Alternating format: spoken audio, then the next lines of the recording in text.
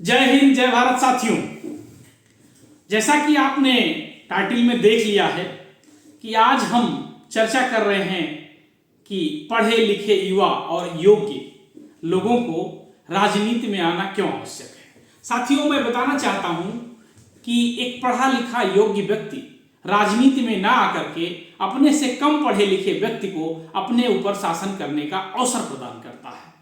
जब पढ़े लिखे योग्य लोग राजनीति में नहीं आते हैं तो उसके कारण उससे कम पढ़े लिखे अशिक्षित लोग राजनीति में आते हैं। और इसको मैं एक उदाहरण के द्वारा आप लोगों को बताना चाहता हूं।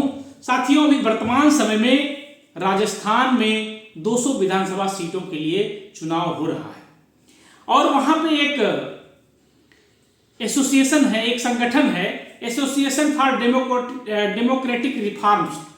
उन्होंने एक सर्वे किया है और वो सर्वे इस आधार पर किया है कि जो वहां के उम्मीदवारों ने अपने घोषणा पत्र में, अपने शपथ पत्र में जो जानकारियां दी हैं उसके आधार पे उन्होंने एक सर्वे किया है और उस सर्वे से कुछ ऐसी बातें निकल के आई हैं जो इन बातों को सिद्ध करती हैं कि कम पढ़े लिखे लोग ज्यादा पढ़े लिखे, ज्यादा काबिल लोगों के ऊपर शासन कर रहे हैं और उसका एकमात्र कारण है कि पढ़े लिखे और काबिल लोग राजनीति से दूर जा रहे हैं।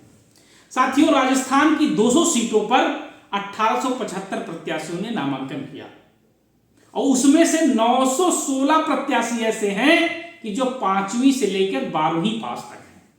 सोचिए, करीब जो है 651 प्रत्याशी ऐसे हैं जो करोड़पति हैं। अब आप यहां पे धन बल का प्रयोग देखिए।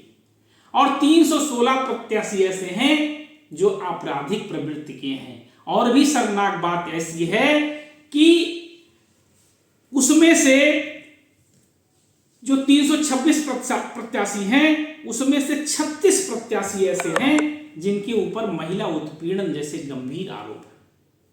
और ये जो 326 प्रत्याशी आपराधिक प्रवृत्ति के हैं इनके ऊपर बहुत ही गंभीर तरीके के अपराध हैं, अपराधों का आरोप है। साथियों, दूसरी बड़ी बात, जो इस पूरे देश में अपने आप को सुशासन की बात करते हैं, एक ऐसी पार्टी जो पार्टी विद डिफरेंस की बात करती है, जो कहती है हम भयमुक्त समाज, भयमुक्त राजनीति देने का वादा करते हैं, सबसे ज्यादा अपराधी और दागी लोग उसी पार्टी से हैं। अब ये क्या प्रूव करता है? इससे यह सिद्ध हो रहा है कि यदि पढ़े लिखे और काबिल लोग राजनीति में आते तो ऐसे अनपढ़, निरक्षर और कम काबिल लोगों को राजनीति में आने का मौका न मिलता। तो साथियों, मैं पुनः और खास करके मैं अपने युवा साथियों से अनुरोध करता हूं कि वो आए और इस राजनीति से, इस तरीके के लोगों को बाहर करने में, उनको इस राजनीति से बाहर करने में और मां भारती को पुनः परम वैभव पर ले जाने के लिए राजनीति में आए। राजनीति से अच्छा कोई माध्यम नहीं हो सकता है इस देश को खुशहाल बनाने का और मां भारती को परम वैभव पर पहुंचाने का। जय हिंद, जय भारत।